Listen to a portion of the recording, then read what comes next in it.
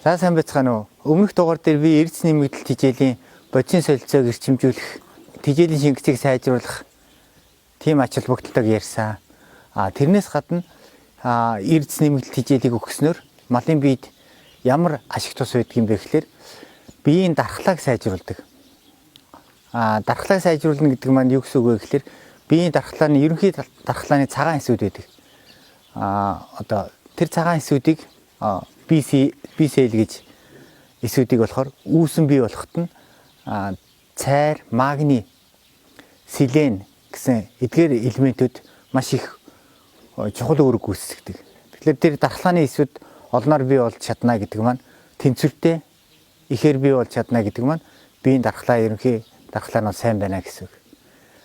Тэрний дараа энэ манай эрдэс нэмэгдлүүдэд болохоор кальц, фосфорын агуулмж өндөр байдаг. Кальц, фосфорын агуулмж өндөр байхтар ясны ясцалтыг дэмжиж өгдөг. Ясны бүтцийг хэвэн байлгах гээд дэмжиж өгдөг. Өвлийн улиралд болохоор ногоон ургамалдах кальцийн агуулмж байхгүй болчихно. Нэгсэн ногоон ургамал идэж чадахгүй байгаа учраас энэ бол кальц, фосфорын баланс өвлийн улиралд амархан алдагддаг.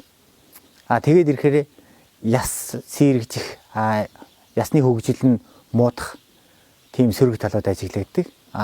Эрдэс нэмэгдлийг хэрэглэснээр ясны хөгжил, ясны бат бөх байдал бол хэвийн хадгалагддаг учраас тарах хүчээ барихад, тарах хүчээ хадгалахад бол сайнаар эргээр нөлөөлж чаддаг байна. За та бүхэн эрдэс нэмэгдлээ өдөр бүр өгч байгаарай. Тэгвэл малынхаа биеийн дархлааг дэмжиж зогсохгүй, ясных нь өсөлт хөгжилт, ясных нь хэвийн бүтцийг нь хадгалж чадах нь байна. За баярлалаа.